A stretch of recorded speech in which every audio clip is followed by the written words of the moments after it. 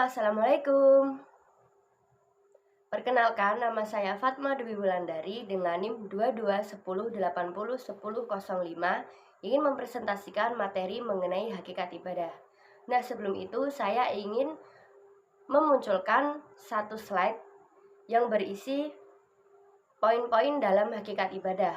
Nah, yang pertama ada pengertian ibadah, yang kedua ada hakikat ibadah, yang ketiga ada pembagian ibadah, yang keempat ada fungsi ibadah, dan yang kelima ada prinsip ibadah. Oke, next slide. Yang pertama ada pengertian ibadah. Nah, ibadah berasal dari bahasa Arab. Ibadah atau ibadatan yang berarti atau bisa diartikan taat, tunduk, patuh, hina, dan pengabdian. Nah, selain itu, secara istilah, ibadah adalah sebutan yang mencakup semua yang Allah cintai dan yang ridhoi dalam bentuk ucapan atau perbuatan, baik lahiriah dan batiniah. Selanjutnya, ibadah menurut Majelis Tarjih Muhammadiyah adalah bertakarub atau mendekatkan diri kepada Allah Subhanahu wa taala dengan menaati segala perintah-perintahnya, menjauhi larangan-larangannya, dan mengamalkan segala yang diizinkannya.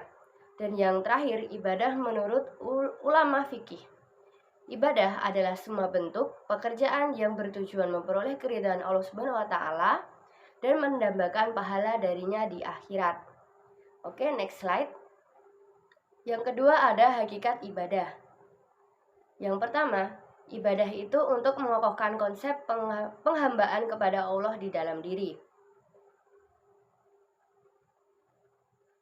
Nah, konsep penghambaan Allah itu yang gimana sih? Nah, secara khusus untuk memperkuat perasaan yang ada pada hambanya kepada Robnya atau kepada Tuhannya untuk tidak menyembah selain Tuhannya.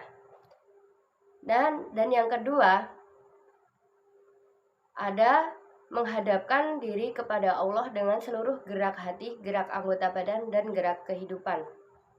Nah, yang dimaksud ini apa sih? Nah, yang dimaksud poin 2 itu, semua itu hanya dihadapkan kepada Allah semata, seraya melepaskan segala perasaan lain dan melepaskan segala konsep kecuali konsep penghambaan kepada Allah. Jadi kita itu beribadah hanya untuk Allah, karena itu tadi Tuhan itu hanya satu, seperti itu. Oke, next slide. Poin ketiga yang akan kita bahas yaitu pembagian ibadah. Nah, di pembagian ibadah ini, ibadah itu dibagi menjadi dua. Yang pertama itu ibadah mahdoh atau ibadah khusus, dan ibadah ghairu mahdoh atau ibadah umum. Nah, untuk ibadah mahdoh atau ibadah khusus adalah ibadah yang Allah tetapkan dalam tingkatan, tata cara, dan rinciannya. Ibadah khusus ini tertera jelas dalam Al-Quran dan As-Sunnah. Jadi sudah dituliskan ya teman-teman, tidak boleh diubah maupun ditambah maupun dikurangi, karena sudah ketetapan Allah dalam Al-Quran. Nah, adapun jenis ibadah yang termasuk mahdoh, seperti toharoh atau bersuci, wudhu, tayamum, mandi besar. Selain itu ada sholat, zakat, puasa, haji bagi yang mampu, umroh, dan lain-lain.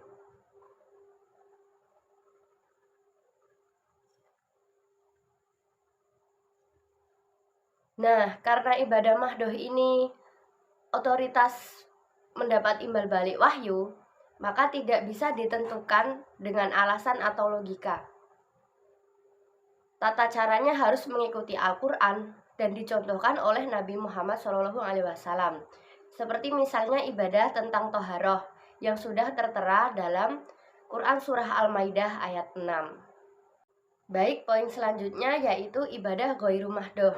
Nah, ibadah ghairu mahdoh atau ibadah umum ini itu segala perbuatan baik yang dilakukan dengan tujuan untuk mengharapkan ridha Allah Subhanahu wa taala.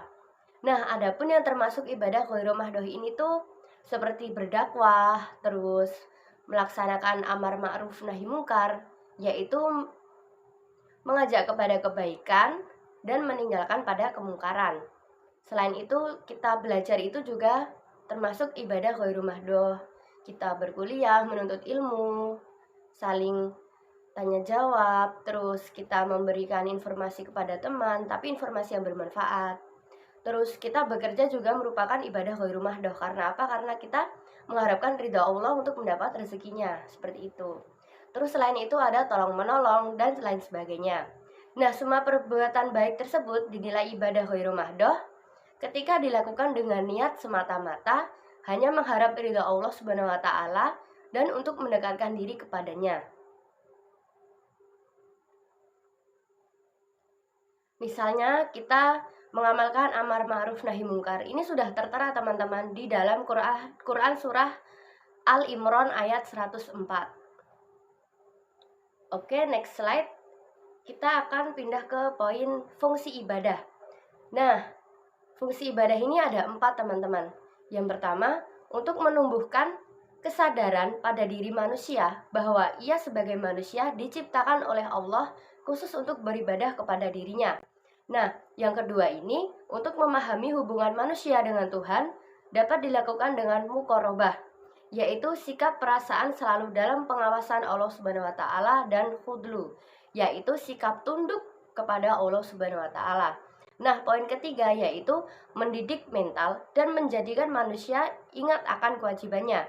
Dengan memiliki sikap ini, setiap manusia akan memiliki kesadaran bahwa dia mempunyai hak dan kewajiban untuk menerima dan mendidik mental. Dan yang keempat yaitu melatih diri untuk mendisiplinkan dalam melaksanakan sholat, mulai dari tata cara wudhu, rukun sholat, dan ketentuan waktu pelaksanaan sholat, mengerjakan dan disiplin. Nah, kan kita kadang sebagai manusia kan banyak kegiatan nih. Kadang kan kita juga sering menunda sholat atau lupa. Terus nggak banyak juga dari kita masih salah dalam tata cara wudhu. Nah, dalam ibadah ini tuh kita dilatih untuk gimana sih caranya berwudhu yang benar, sholat yang benar, niat, dan juga kita berkiblat pada Islam yang apa juga gitu loh. Oke, next slide. Kita akan pindah pada poin terakhir yaitu prinsip ibadah. Nah, pada prinsip ibadah ini kita kutip dari A. Ashar Bashir Syakir Jamaluddin menjelaskan ada 6 pedoman dalam prinsip ibadah. Yang pertama, ibadah itu hanya menyembah Allah. Karena kita Islam, kita percaya bahwa Allah hanyalah satu, bahwa Tuhan hanyalah satu, yaitu Allah Subhanahu wa taala.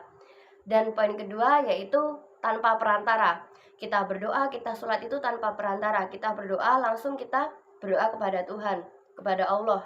Dan yang poin ketiga yaitu harus ikhlas. Nah, kita ibadah itu memang harus dipaksa, tapi lama-lama kita juga akan dengan sendirinya kita melaksanakan ibadah. Ikhlas itu kita tidak mengharap imbalan. Misal kita sholat, ya Allah aku sekarang rajin sholat, aku pengen minta ini. Ya nggak harus langsung gitu. Pasti Allah akan mengabulkan dengan cara kita harus sabar. Next slide, yaitu harus sesuai tuntutan. Jadi kita beribadah itu juga ada tata caranya, tidak asal-asalan. Terus yang poin selanjutnya yaitu seimbang. Seimbang yang dimaksud di sini yaitu seimbang antara jasmani dan rohani. Kita harus menempatkan porsi semuanya dalam porsi yang pas. Dan yang poin terakhir adalah mudah dan meringankan. Oke, next slide. Untuk daftar pustaka di sini saya mengambil dari modul teori AIK Unisa Yogyakarta dan RPS AIK Unisa Yogyakarta yang telah dibagi oleh Bapak Nurdin. Baik, sekian dari saya, kurang lebihnya mohon maaf. Nun wal qalami wa mayasturun fastabiqul khairat. Wassalamualaikum warahmatullahi wabarakatuh.